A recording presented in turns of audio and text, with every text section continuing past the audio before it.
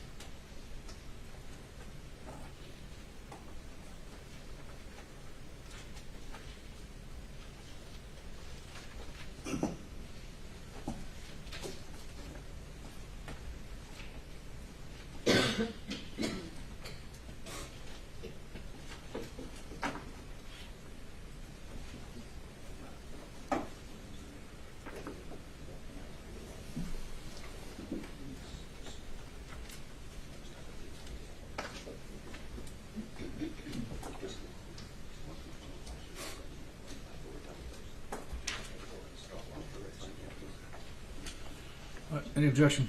No objection, Judge. They're admitted. You may publish. Proceed. Thank you, Your Honor.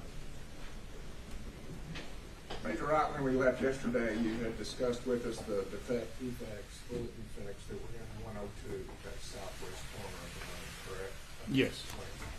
And how they had gone across the hallway. Correct. And so now we are moving to Stacy Exhibit 164.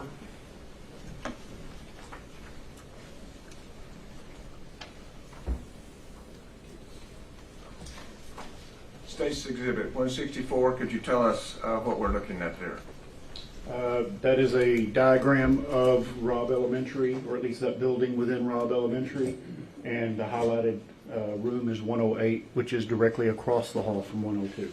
And that's where you continued following the path of bullet fragments, is that correct? Correct. And would you tell us what Stacy Exhibit 165 is? That is a photograph of the entrance into classroom 108. To orient us, is that correct? Correct. Okay. And 166? That is going to be a photograph just stepping inside of room 108, turning to the right, and just seeing that part of the classroom. And which of those walls is adjacent to the hallway? The wall on the right with the cabinets is And going is to be there- on the back side of that wall is the hallway. And does one of your rods appear in that photograph? May I approach, Your Honor?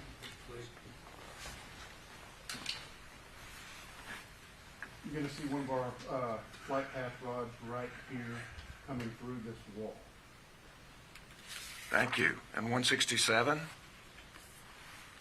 going to be a closer photograph of that flight path rod, the bullet defect in the wall, and the flight path rod coming straight through.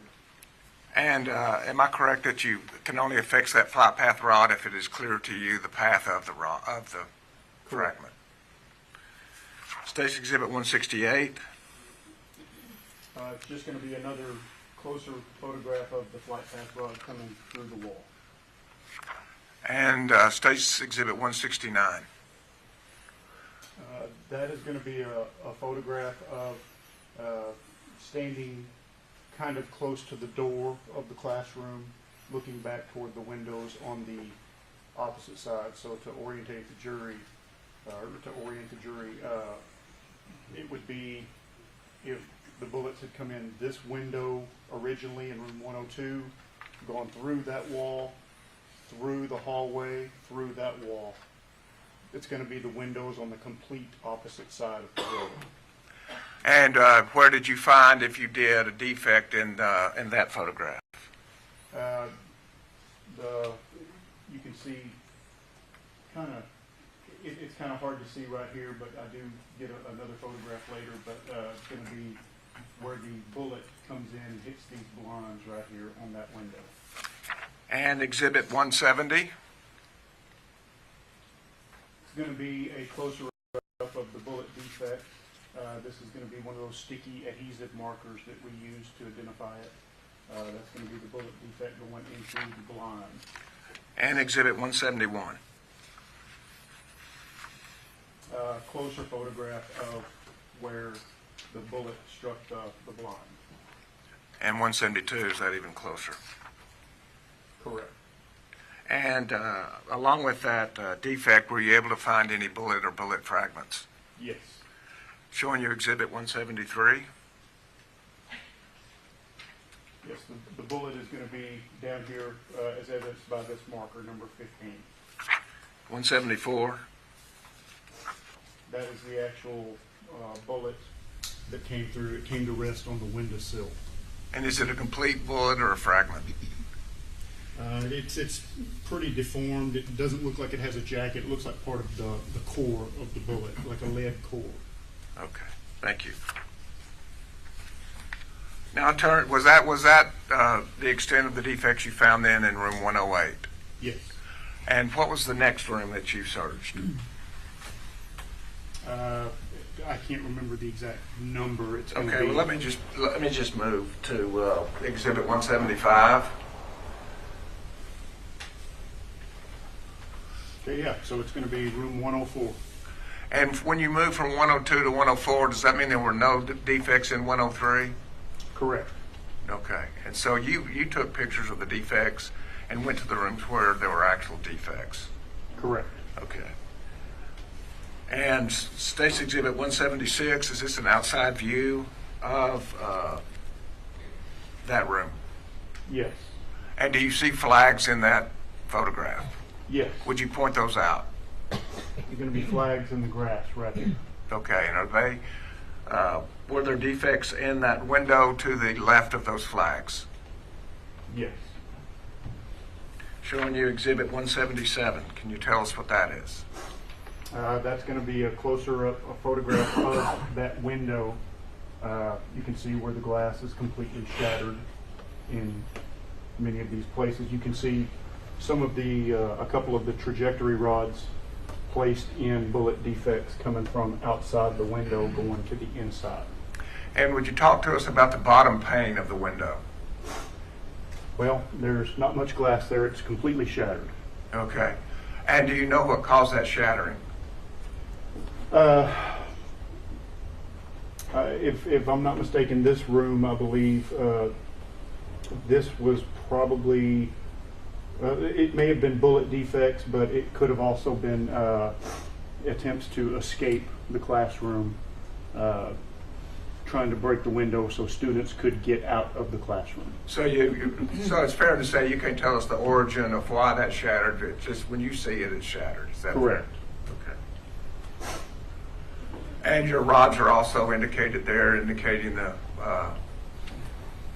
path of the bullet through the window. Is that correct? Correct. And this is the room also, you can see these gaps over here. This window frame was removed. We found it that way. It was removed. To take these photographs, we had to actually place that window back into the window frame. So in a few minutes, we're going to see where the window is actually on the ground, but you had to place it in its proper spot. Is that correct? Correct. And you don't know why that happened, why the window frame was removed? No. And State's Exhibit 178? It's a photograph of classroom 104, the entrance to it. And Exhibit 179? It's just going to be a photograph inside, looking inside room 104. And do you recognize any of your yellow markers or yellow tints? I'm not sure what term you use. Yes, these evidence markers here on the floor. Okay. And is the window likewise in that photograph 179? Yes, this is the window frame that we saw earlier. We had placed it up here to take these photographs, but this is how we had originally found it. The window frame had been removed and was placed up. Showing you Exhibit 180. Can you tell us what that is? This is going to be, it's going to be damage to the blinds covering that window. You can see quite a bit of damage to these blinds, whether it was bullet fragments or glass. Whenever bullets strike glass, a lot of times it pulverizes the glass. It turns it into shrapnel, for a lack of a better term, and it causes a lot of damage here. You can see all of these things here. And State's Exhibit 181? Again, just another photograph of that window. You can see the damage to these blinds and all the shattered glass. Okay, and once again, you don't know the origin of that shattered glass, is that correct? Correct. Exhibit 182.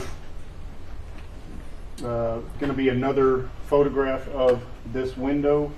You can see the window down here, the window frame that had been removed from the original housing here, and it's just down here on the floor. And did you photograph the damage to the window frame when it was in that position? Yes. Showing you Exhibit 183. Okay, yes, this is a bullet defect that's in the window frame. And 184. Another bullet defect in the window frame. And 185. Closer view of the defect in the window frame. And would you describe the defect in a little more detail? Let's tell us if it gave you an idea about where the bullet came from, the other side of the window frame or from this side of the window frame. Correct. So in this one, we can tell that the directionality of the bullet traveling through this window frame, it was coming from outside to inside. So if you could kind of imagine that this is the side that's facing the classroom. So this would be the back side facing the exterior, facing the outside of the building. And you can see the directionality of the bullet coming in. You can see how it bent the metal as it comes through. State's Exhibit 186. This is going to be a picture of, this is one of our, another one of the Texas Rangers holding the window frame in place in that window housing. And 187. Just a closer photograph of the same thing. And 188. Another photograph of that window being held in place. Okay. Just kind of a side note, 187, if we could go back one. Just in the background, there's a car parked there. Here? Yes. And then 188. Is the car gone? Yes. What explains the difference in that? This was a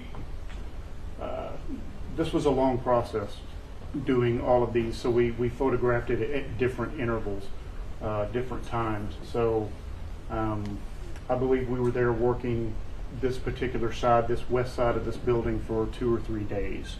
So at any given time during that 2 or 3 days, cars may have come and gone. We really weren't paying attention to those outside. We were just worried about trying to place this window frame back in its place and photographing and documenting first off how we found it, and then how the bullets would have entered this window. Thank you. And Exhibit 189. It's going to be a close-up of a bullet defect in the glass. 190. This is going to be a photograph of one of the bullet defects in the window frame. And also, does that tell you the origin, whether it's inside the room or outside the room? As far as direction, Yes, sir. yes, it shows that the bullet did come from the outside and coming to the interior of the window. You can see the directionality. You can see how the metal again bent around the bullet, and it shows the direction of the bullet. And Exhibit 191. It's going to be a closer view of the bullet defect. And the defect on the opposite side of that window frame, does it appear smaller than the defect on this side of the window frame? It does. And what's the explanation for that? When a bullet passes through a surface, depending on lots of factors, depending on the surface it's passing through, depending on the bullet itself, typically a bullet sometimes will expand as it goes through a surface like this. So as it went through the exterior coming in, this bullet, whether it was the bullet itself actually expanding or some of the shrapnel and some of the other stuff breaking off of the bullet, some of the bullet fragments, caused a much larger hole on this opposite side. So a bullet going through a soft object may maintain its integrity, but if it hits a hard object, it may expand and fragment. It could. I think there are a lot of variables with both of those, with the composition of the bullet and the composition of the whatever it's passing through. Fair enough. Exhibit 192. Just going to be another, this is one of the trajectory rods coming through a bullet defect, showing it passing from the exterior to the interior. And 193. Another photograph, another bullet defect with a trajectory rod showing the direction of travel from the outside to the inside. And is it slightly elevated also? Yes. And what does that say about the position of where the gun was in comparison to the window? So this would indicate that the muzzle of the rifle, the weapon, where the bullet was fired from, would have been a little bit lower on the outside. It would have been a little bit lower in elevation as it fired, and the bullet passed through, coming in and going at an upward angle into the classroom. And when we looked at exhibits 102, is that consistent then with fragments ending up in the ceiling? I believe so, yes. State's exhibit 194. This is going to be a photograph inside the classroom, standing back by the window, looking back at the door, the entrance door, and you can see some of our evidence markers up here with some of the trajectory rods inside some of the bullet defects. Around the door here, you can see some of our evidence markers indicating bullet defects on that wall. So did you find that these defects were directly across from the window? Yes. And then we close in on those defects, is that correct? Correct. Showing you exhibit 195. Just a closer angle of these bullet defects on the ceiling and the wall. And 196. More of an overall photograph of standing back by the window again, showing the bullet defects on the ceiling and the wall by the entrance door. And it may be light there, but do your rods appear there also? Yes. Showing you 197. This will be a closer view of the bullet defects. You can actually see one of the pink rods right there. And 198. Closer view of the, these are the bullet defects that are, so here's the door. So the window would be back this way from the screen. So you can see the actual trajectory rods going in to some of these bullet defects in the ceiling tiles. Exhibit 199. Another photograph from a different angle of some of the bullet defects in the ceiling tiles. And did you close in on those to show us why you believe they were bullet defects in 200, exhibit Yes. 200? Yes. Another angle, another photograph showing bullet defects of various sizes, whether they were complete bullets or bullet fragments or actual shrapnel from glass from the window frame. It's hard to tell exactly, but you can tell some of the directionality of how they're moving. And exhibit 201. Just a closer photograph of one of the bullet defects in the ceiling tiles. Exhibit 202. This is going to be a photograph of some more of the bullet defects in the ceiling tiles. And 203. This is a closer view of one of the bullet defects in the ceiling tile. Okay. So there were a number of defects in the ceiling tile, is that correct? Correct. Okay. 204. This is going to be another photograph of a bullet defect in the ceiling tile. You can see another defect over here on this side. And 206. Another bullet defect in the ceiling tile. And 207. Another bullet defect in the ceiling tile. Backing off from that then, in exhibit 208, is this giving us a general view of the room? 204. I'm sorry, can you repeat that? This is 208.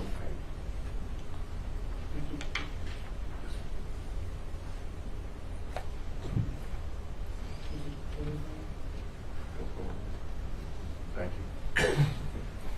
Could you tell us what 208 is? As far as the classroom? Yes, sir. And do your yellow marker or tents appear there? Yes. And what is the purpose of those yellow markers or tents? These are going to be showing either bullet fragments or some type of shrapnel some type of object that came from whenever the bullets were fired into the windows. Would you take a second just to show us the tents that you see in that photograph? Yes. So there's number 12 right here. I think that's going to be number 5 right there. Can't really tell. But these are items that we found on the desks. Over here, there's going to be closer to the window, there's going to be more evidence markers indicating bullet fragments or some type of shrapnel that we thought was related to the bullets coming in through the windows or the window frames. And Exhibit 209, does that show some of those markers better? Yes. And would you show us where those are? Yes. These are the markers closer to the window that we just saw in the previous photograph. This one is actually going to be another bullet fragment closer to the entrance door of the classroom, marked number 4. Exhibit 210? It's going to be a closer angle of Exhibit 4 and Exhibit 3. And Exhibit 211? Going to be a closer photograph of Exhibit 3, which is a bullet fragment. 212? Just a photograph of Exhibit 4, which is going to be another apparent bullet fragment. And 213 has got a close-up of that. Yes. 214? Going to be evidence marker number 5 with an exhibit right there. And is 215 a close-up of that? Yes. And what is? So at the scene, it was kind of hard to differentiate right offhand whenever we were right there on the scene. So could this have been shrapnel from one of the mini blinds, or could it have been shrapnel from the window frame, or could it have been a bullet fragment? We weren't sure at that exact moment, so we went ahead, erred on the side of caution to mark it as just an item that obviously should not have been there, and it came as a result of the bullets passing through the windows or the window frames. So whether it's bullet fragment or shades or the aluminum frame, it's a piece of metal that's flying through the air of room 104, is that correct? Correct. And 216? It's going to be just another view of some of the evidence markers next, closer to the window. And 217? It's going to be evidence markers number 6 and number 7. And we're going to see a piece of either bullet fragment or shrapnel here. And the same 218, as does that here. close up on number 6? Yes. And from looking at that, can you tell the origin of that? In hindsight, it looks more like a piece of the mini blind, maybe a piece of shrapnel that came from the bullet defect, but at the time we didn't know if it was a piece of a metal jacket coming from one of the bullets or if it was a piece of the mini blind. Thank you. 219? It's just a closer photograph of it. And 220? It's going to be evidence markers number 7, number 8, and number 9. And marker 8, is that next to a paper airplane? That's what it looks like, yes.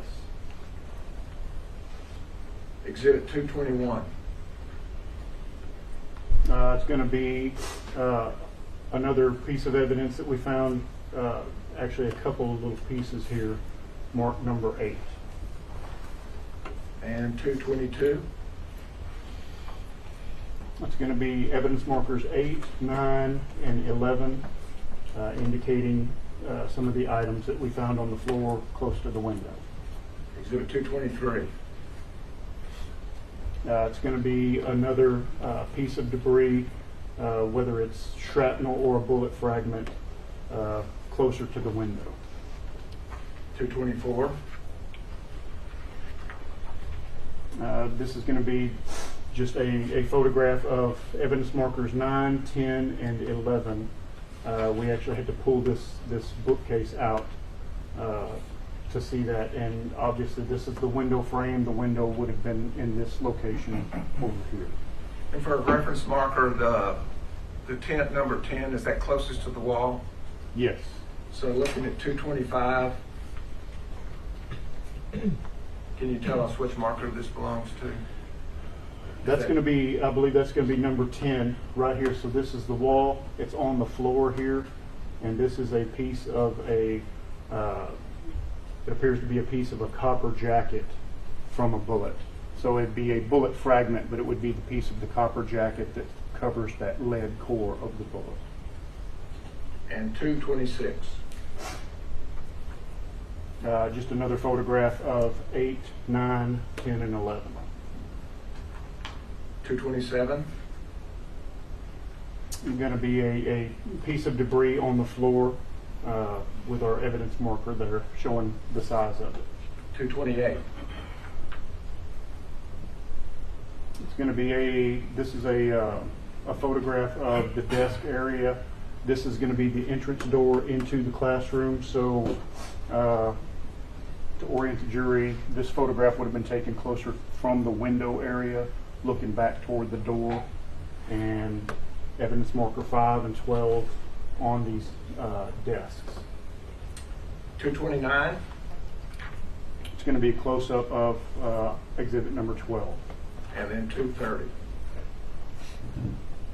It's going to be a piece of debris, either a jacket or a piece of mini blind, some type of shrapnel that was found on the desk.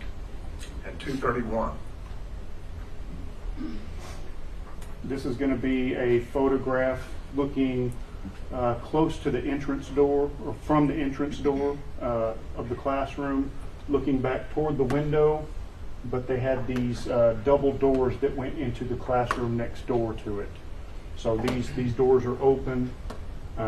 So this is going to be some of the evidence markers that are there, and some of the things that we found on the floor, on the desk, and some of those other evidence markers were over there that y'all saw earlier. So those internal doors allow two different classrooms to access two different classrooms. Correct. Is that correct? Correct. You could come in one door and then go into the other classroom by this adjoining door. Correct. Exhibit 232.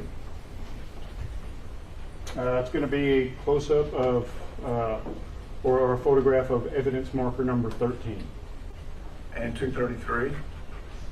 It's going to be a closer-up of some of the shrapnel or bullet fragment labeled number 13 that's on the floor. Exhibit 234. This is going to be the entrance door to that classroom. You can see bullet defects on the wall over here, and you can see one of our trajectory rods stuck in one of those bullet defects. And exhibit 235. That's going to be a bullet defect that hit the door frame. It did not go through the door frame. It just hit right there and made a defect, made basically like a dent in that metal door frame. You can see where it knocked the paint off, but there's a definite indentation from where the bullet hit it. 236. That's going to be a closer angle or a closer view of that bullet defect. And 237. That's going to be kind of a zooming out photograph again of some of the bullet defects on the wall by the door.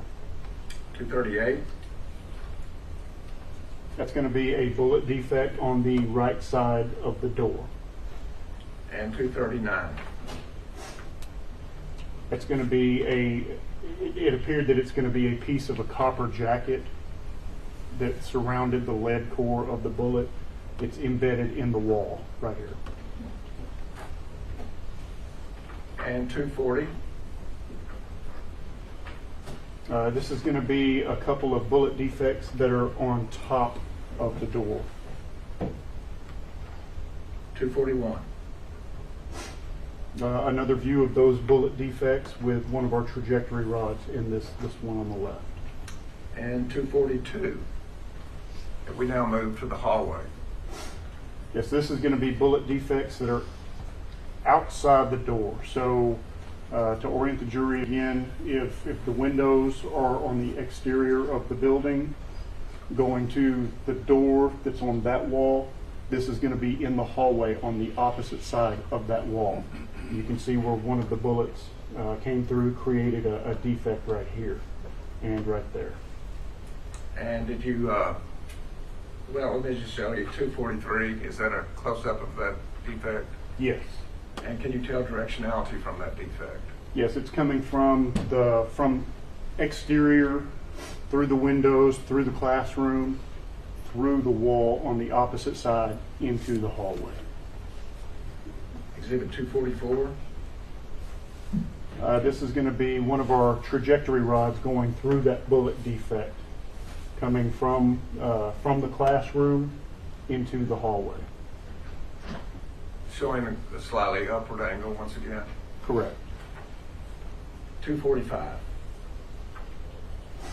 This is going to be a trajectory rod coming from that bullet defect, and it caused that bullet defect on the ceiling. So this is the wall in the hallway, and this is the ceiling in the hallway. So that bullet came through the wall and made a bullet defect right there on the ceiling. And does 246 show then the defect in the ceiling? Yes. And did that conclude then your investigation as to the room 204 and the defects that went through that room? Yes. So did you next move to room 105? Yes. Showing you State's Exhibit 247. Okay, this is the diagram of the building again. Room 105 is highlighted in yellow here. And was there any defect from outside to inside in room 105? I believe there were. You did. Let's go through that. 248. Could you tell us what that is? Yes. So this is going to be a photograph from outside in the hallway of room 105, and we have a bullet defect right there. And 249. So this is going to be a view of room 105 from the area of the entrance door, and you can see some of our evidence markers here. Okay. And is there a window there that is not in its complete form? Yes. And do you know how it was destroyed? I wasn't there when it happened, so I don't know exactly. Okay. And how many markers came out of room 105? Just these two? Just these two. Okay. Exhibit 250? I guess I'm closing up on the window there at that point.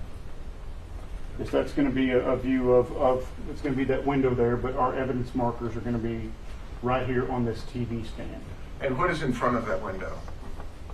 That is a bookcase that's been turned over. And if it were upright, could you access the window?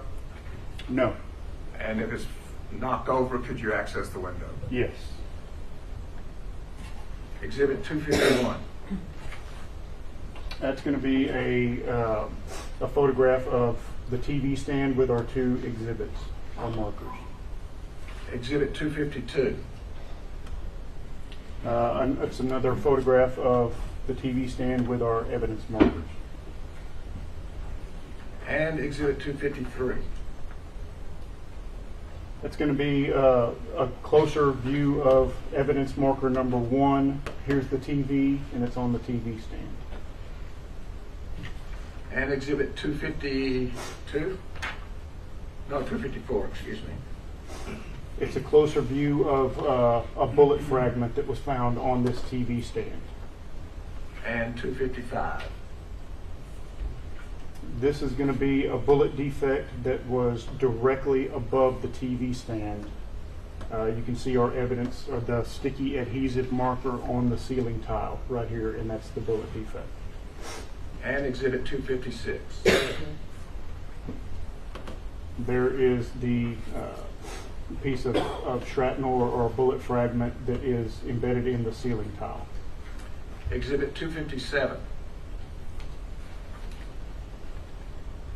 That's going to be that's a view, a photograph view standing near the front door, near the entrance door of the classroom, looking back to the right at this wall. So this wall would be adjacent to the hallway. Just on the opposite side of this wall would be the hallway. And on the opposite side of that hallway, would that be room 102? Excuse me. I've lost the numbers. 1 second. 111, excuse me. Yes. And Exhibit 258.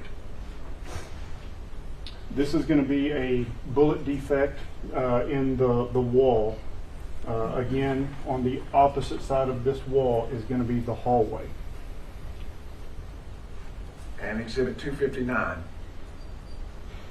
That's going to be a closer angle of the bullet defect in that wall.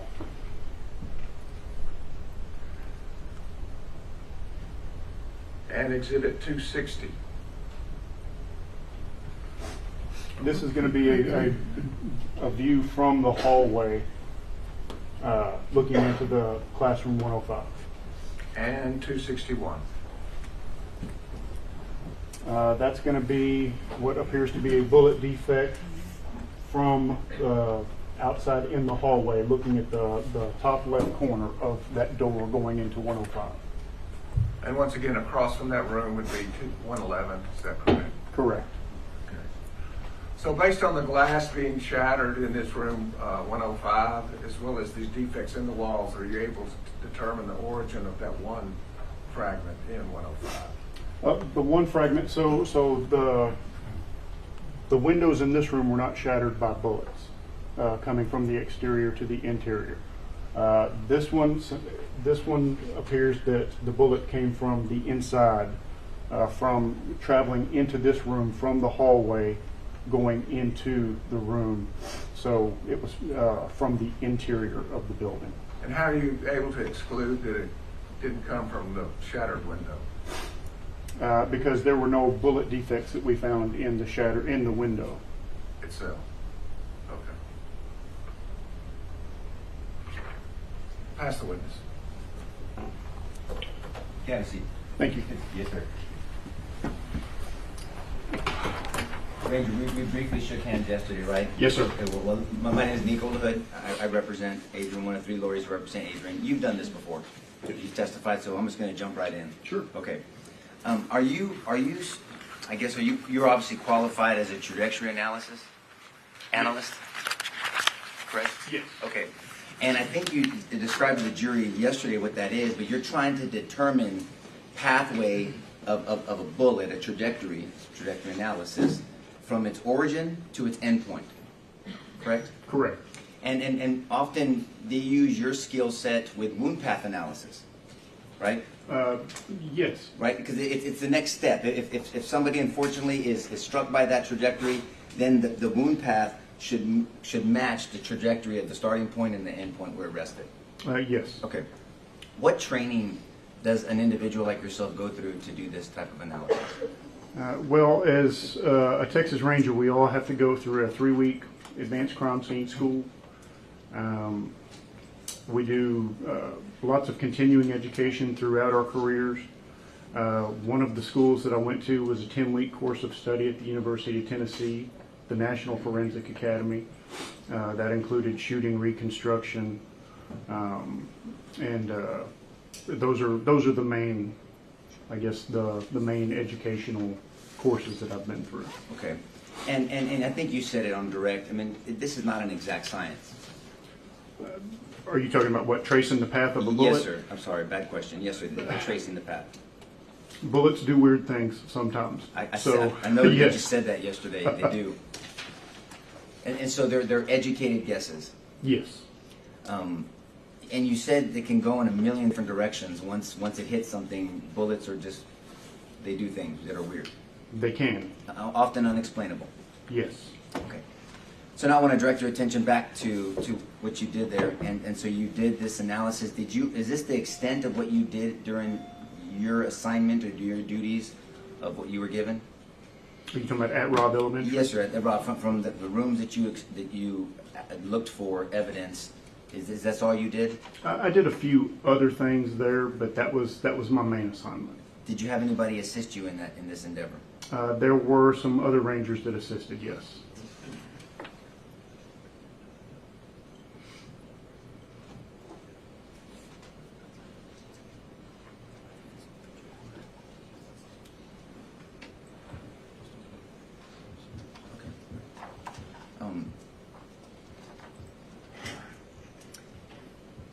So you made the determination that the majority of the defects that you saw on the west side of the building came from outside. Correct. And you were mentioning things about the frame of the window and the indention of the entrance versus the exit. That's called beveling, right? Correct. Yeah. And will you explain to the jury what beveling is? So beveling is, again, like, I guess, could we pull up that photograph of Sure. one of the window frames? What do you remember what number that is? Any one of the window frames? Yes.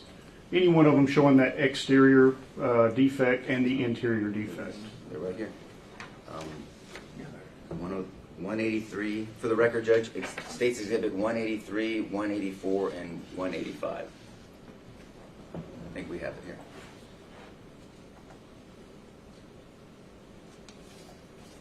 That's 183, Ranger. That will work. Your Honor, may I approach the screen? Yes, sir.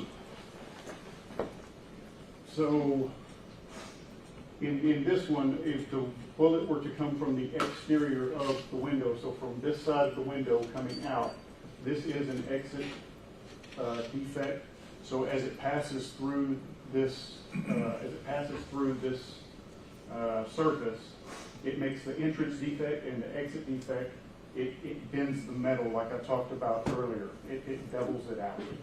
So kind of makes it to where you can tell the direction. As the bullet passes through this surface, it bends the metal coming out. And so, thank you, sir. You got to see. And so, an entrance defect is smaller and cleaner. Is that a fair statement? Generally speaking. Yes, sir. Generally, and then an exit defect is usually larger and not as clean. Correct. I mean, irregular, I guess is the better word to use. Yes. Okay.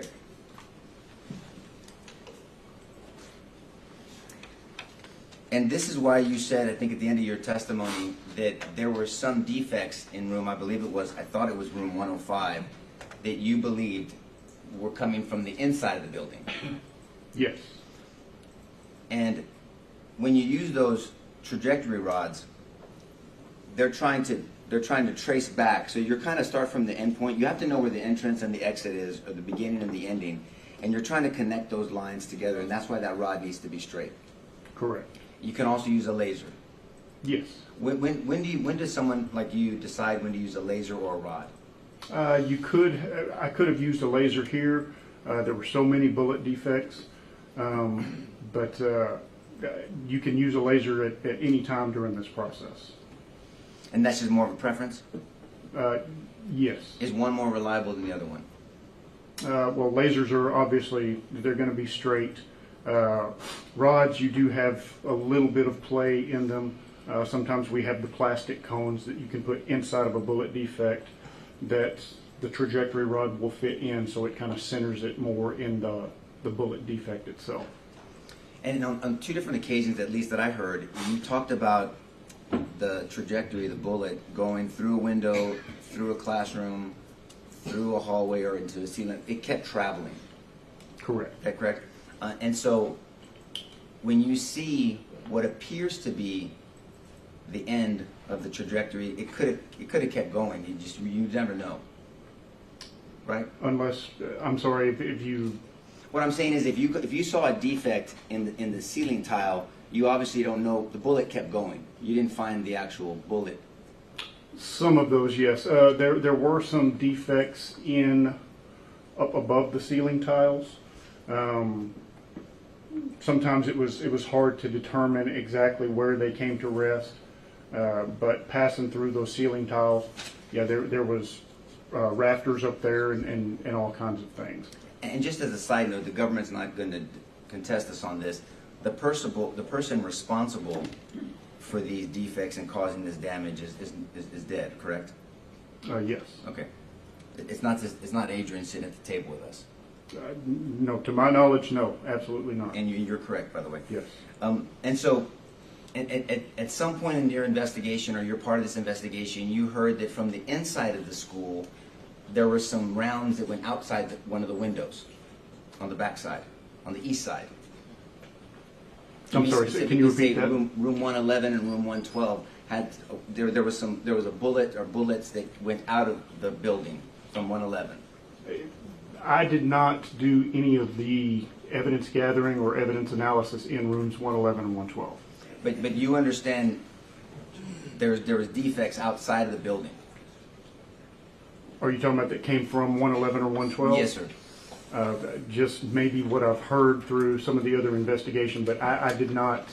I did very little in rooms 111 and 112 past identification of the victim. But you would agree that you are considered and you have testified as an expert in trajectory analysis in the past? Yes. So may I approach the witness? Yes. Yes. Ranger, I'm handing you what's been marked as Defense Exhibit 2 for identification only. Okay. You recognize Defense 2, do you not? I do not. Okay. Would you, let me get a bigger, can I stay one? Okay.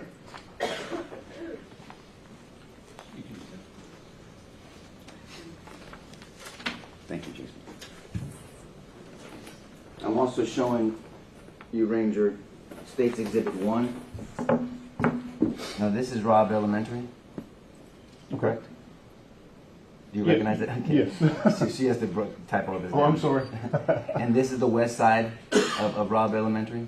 Yes. And this would be considered the south side. Yes. And this is the east side. Yes. And then room 111 roughly, this is the state's Mm-hmm. exhibit, but is in here, room 111 and 112 on the east side. Yes. And these are what they call wings of the building. These are extra buildings on the campus. Yes. And you might not know, but they're lettered from A to E. This would be Echo E, correct? I'll take your word for it. Okay, Yes. yeah, well, they're lettered. Thank you for that. I appreciate that.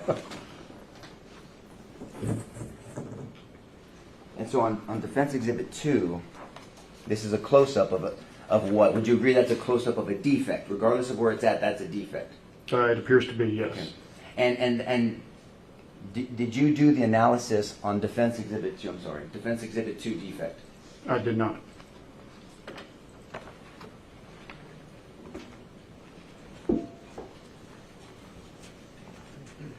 Do you know if anybody did the analysis on Defense Exhibit 2 defect from Building E? I don't know. Are you aware that this is these are metal buildings, so defects or trajectories will affect metal different than other surfaces? I'd say that's a fair statement. And metal is metal's it's not a cover. I mean, it's more concealment. It's not going to protect you from a bullet. Depends on what kind of metal. Are you talking about like the thin metal building? The thin metal buildings, yes, sir. Yes, I would agree with that. Judge, this time we'd like to offer into evidence Defense Exhibit 2. Any objection? I don't believe he'd been able to identify it. He said he didn't work on that defect, he didn't see it. If they're offering it just to say it's a defect, I have no objection. Well, yeah, they're going to want it in later, I'm sure, so we want it in. I don't know, do you have it? What's There's the no objection? objection. All right, it's admitted. Can we publish it to the jury, Judge? Yes. Okay, so that defect right there, if that were to be on the top part, because that's where the electrical is, on the top part of Building E, then excuse me, you testified earlier that whenever there's a defect up higher, usually the source of that trajectory is lower, correct? I think it depends on each circumstance. I mean, depending on what other evidence is present to indicate that the muzzle of that weapon would have been lower. Sure. I mean, obviously, if somebody was in a building shooting down, that could be a possibility, Yes. right? But there are no buildings higher than this structure around Robb Elementary that you recall. That I can recall now. So if somebody is on the ground and the muzzle is lower and shooting up, then the defect would be higher on a building. Generally speaking, yes. Right. And you don't, and you yourself, hopefully we'll get someone else to talk about this, but you yourself did not, that's not your evidence there, your That's evidence correct. marker. No. But a defect on a building like that, behind a structure that had a lot of gunfire, it would be very difficult to pinpoint where that came from. Was that a fair statement? I think there's a lot of variables with that. It would kind of depend on if there's another corresponding defect on the opposite side of that wall, or even within that wall, if we could see where the bullet passed through this surface and made contact with another surface. If there is a corresponding defect, that gives us 2 points of reference to put a trajectory rod or a laser. But correct, that is right. Okay, but and you don't know if that was done on this defect. I do not. If somebody on the east side, may I approach, Judge? Yes. If somebody on the east side in front of this building, sorry, the west side. South? This is south. I'm so sorry, Ranger. You're right. I'm wrong. So on the south side of the building, correct, made a claim that there were multiple shots fired at that individual. Is it fair to say that we should see defects like this multiple times in this area? Okay, can you, I guess, repeat that? I want to make sure Yep. my logistics are correct. That's okay. If somebody, as an expert, if somebody is claiming there are multiple shots on the west side of the building here, in front of this structure, This is the west side. no, I'm getting myself confused. You're right. This is the west. On the south side of the building, Okay, so if a suspect is, or if a person is here, if a witness is on the south side of the building, okay, claiming that a suspect fired multiple rounds at them on the south side of the building, okay, we should see defects somewhere in one of these buildings, E, D, or even C. if it struck one of those buildings, yes. I mean, obviously it could pass through as well, but if it struck one of those buildings, that would make sense. That would be logical. But but also let's talk about the pass through, because you said something. If those rounds passed through, there would be defects passed in structures behind that, right? Correct. So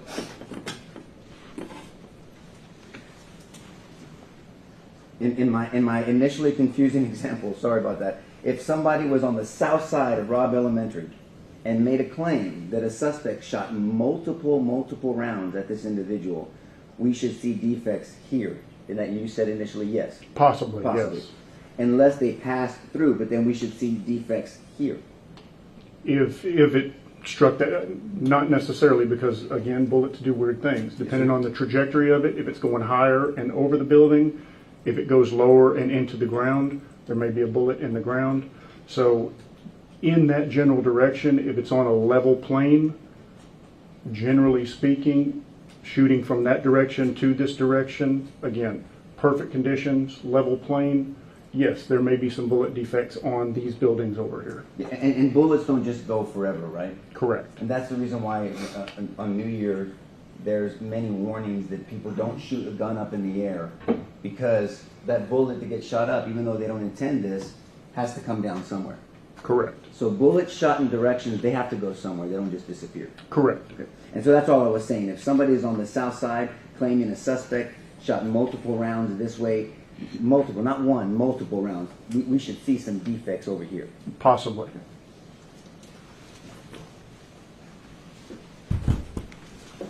I want to direct your attention, because I think the government asked you a little bit about where some shells were laid. Hold on one second, Ranger, I'm sorry.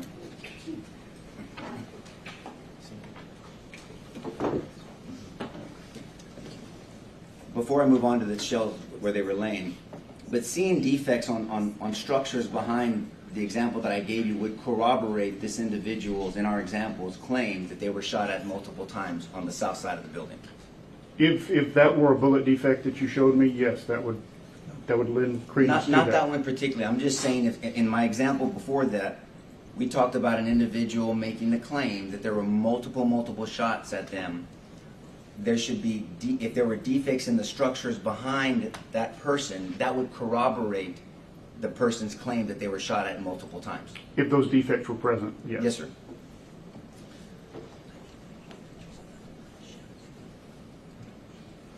Now, I want to direct your attention now to some pictures the government went over with you yesterday on the placement of some outside shells. And when I say shells, that's the casing, right?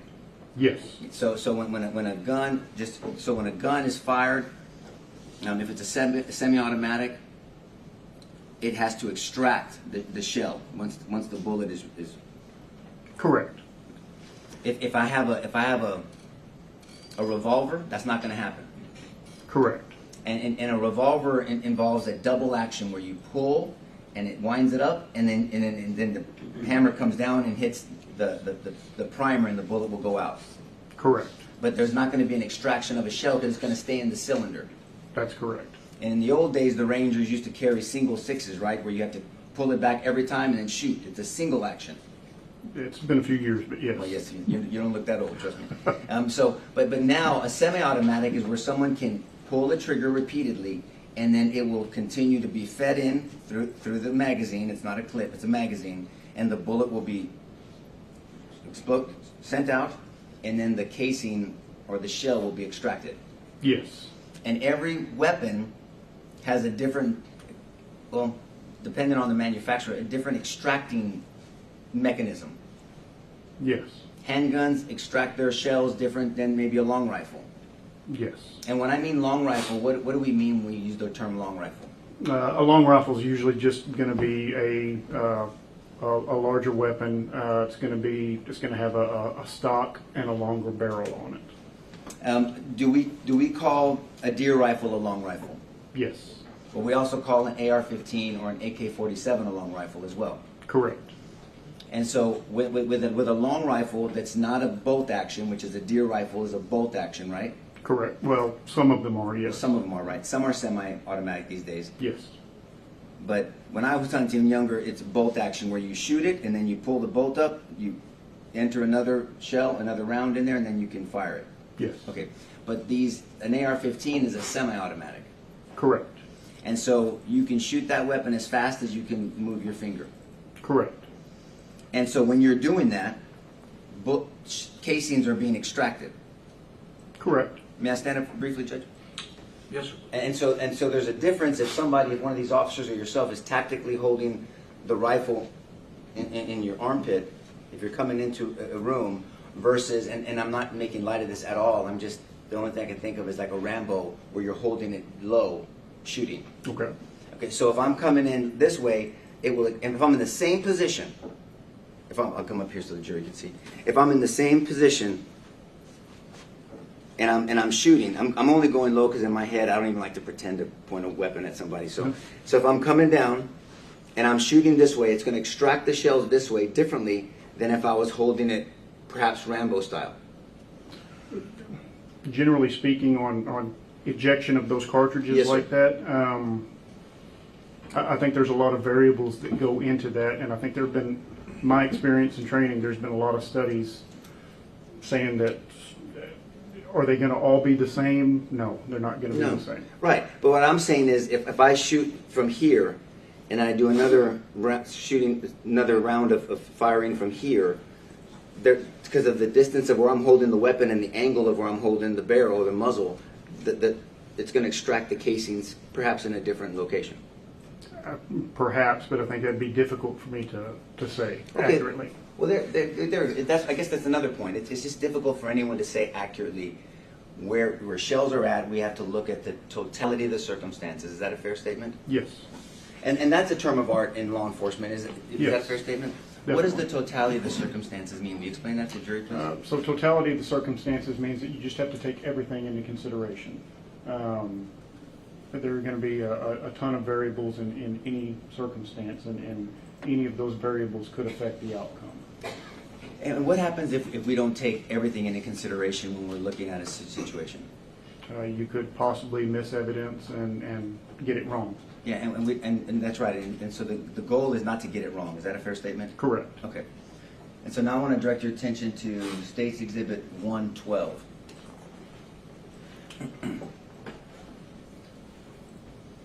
May I approach, Judge? Yes. And so this is the west side of Robb Elementary, Yes. and then this is the south side of Robb Elementary. Correct. Okay. And then we can see there's these AC units here, correct? Yes. And so if someone is behind the AC units and somebody was shooting from behind this fort, those AC units would be, depending how strong they are, either cover or concealment for sure. It could be, yes. Will you explain to the jury what the difference is between cover and concealment? So cover and concealment, it's a term that we use whenever we're talking about basically trying to get out of the way of a bullet. If I had a sheetrock wall between me and someone who's shooting at me, that would be more cover, that would be more concealment rather than cover. Cover is if it were a brick wall, like a cinder block wall, something that a bullet couldn't pass through, that's good cover. A sheetrock wall, that's going to be concealment. I'm hidden, but that bullet can still go through that surface. So the concealment is you're concealed, so it's harder for me to aim at you. Cover means you're protected. Correct. And so if somebody was shooting here, and give me some hypotheticals, Okay. then that person, if there was someone behind these AC units, I would have to stand out. If that shooter would have to stand out over here into the grass to get a different angle and line of sight. I think that's fair. Yes. We explain to the jury what line of sight means. Line of sight just basically means what you can see. Right. And and that's one of so you don't ever shoot at something you can't see if you're trying to safely shoot, correct? Correct. And so if there was someone behind these AC units, I would have to move out to the right of them, go further south to get line of sight on somebody on the other side. That's accurate. And if I was shooting, now hypothetical, if I was shooting at someone on the other side of those AC units, and I was discharging a semi-automatic, we would see these casings further south. Is that a fair statement? Not necessarily. Again, there's going to be variables on where the person was standing, how the weapon was held. Well, that's what I was asking you earlier, right? Sure. Okay. So let me make real specific. If I'm trying to shoot someone on the other side of these AC units, we've talked about that. I would need a better line of sight, so I would, in our hypothetical, would move south. Correct? Correct. In our hypothetical, if I moved south to shoot, what evidence, if you were trying to prove that I shot at that person, what evidence would you look for of me shooting at that person behind the AC units? I mean, of course, cartridges, the ejected cartridges are going to tell the general area where someone is. One step at a time. That's Okay. right. So that's my point. If I was further south, you would see ejected cartridges even more south. Possibly, yes. Quite possible. I mean, the wind can't, just so they understand, if I'm shooting a semi-automatic and the casings are coming out, even if it was windy, the wind is not going to blow the casings over to my left. I've been in some crazy wind, but it would have to be Then you're from West Texas, it right? would have to be a crazy wind. Right. It'd have to be crazy wind, right? Yes. Okay. Crazy wind. Okay. So if I'm shooting over here, then we should see some cartridges to the right of me. Possibly, yes. Possibly. That's an answer, because you have to answer that way, right? Yes. Okay. You're not being difficult. I'm not trying to. I know you're not. And so if these casings are here, then most possibly the shooter was over here to the left, more west. I'd say that is possible. Probably more possible. It's More possible. likely than not. Is that fair? More likely I would than say not. it's more likely that they're over there than over there. Correct. And in your knowledge, there were no casings found further down south. Not to my knowledge.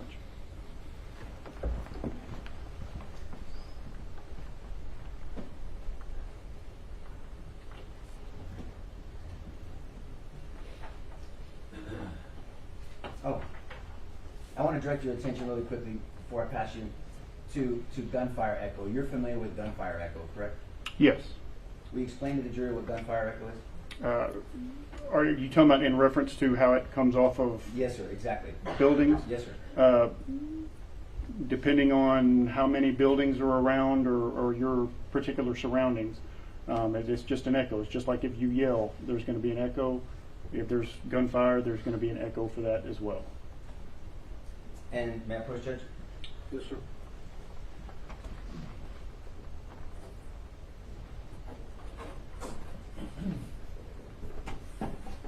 And we can see around Robb Elementary, there are buildings, including Robb Elementary, that could have had this gunfire echo. Is that a fair statement? Yes. So if somebody is shooting on the west side of Robb Elementary, which we know happened, that most likely, possibly, would create gunfire echoes. It could. And do you know now in your investigation that there were 3 officers over here on the corner of Grove and Geraldine? I'm not familiar with that.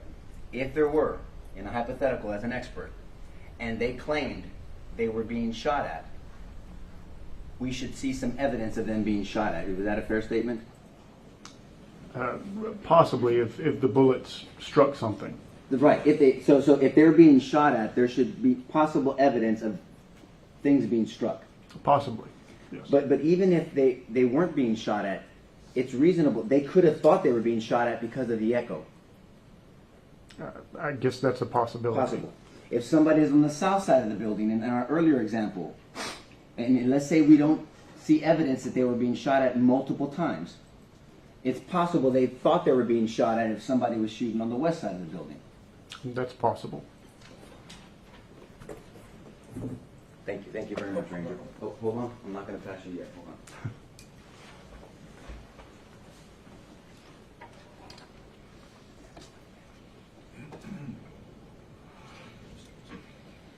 But in general, echo can distort location of a shooter. It can. Thank you, sir. Pass the witness, Judge. 112, I think, is the last thing we talked about.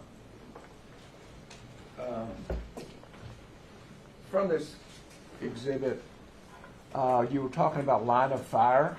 You were calling that testimony? The line of sight? Yes. Okay. From the foreground or the bottom of this photograph, Exhibit 112, do you see the 2 white police cars? Yes. And would you point those out? Here's your marker still here. Your Honor, can I approach the screen? Yes, sir. There's going to be one right here. Going to be one right here. And is there a building behind that first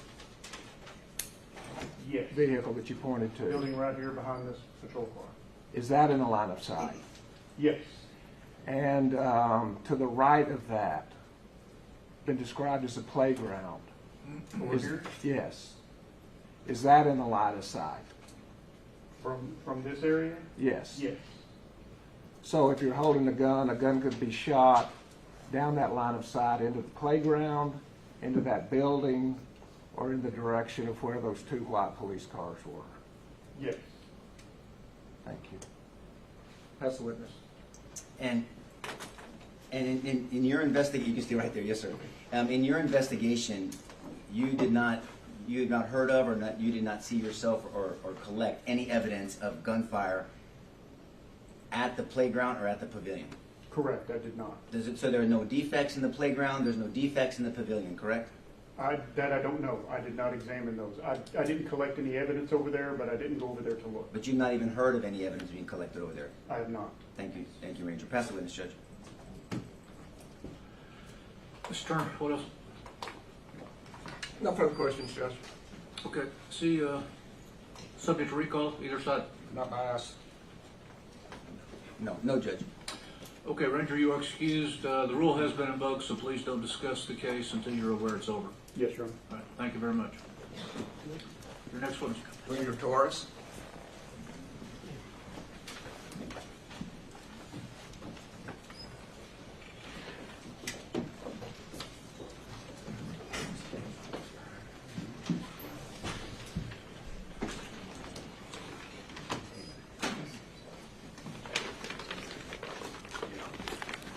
This is the main packet of photographs. I don't know if you want to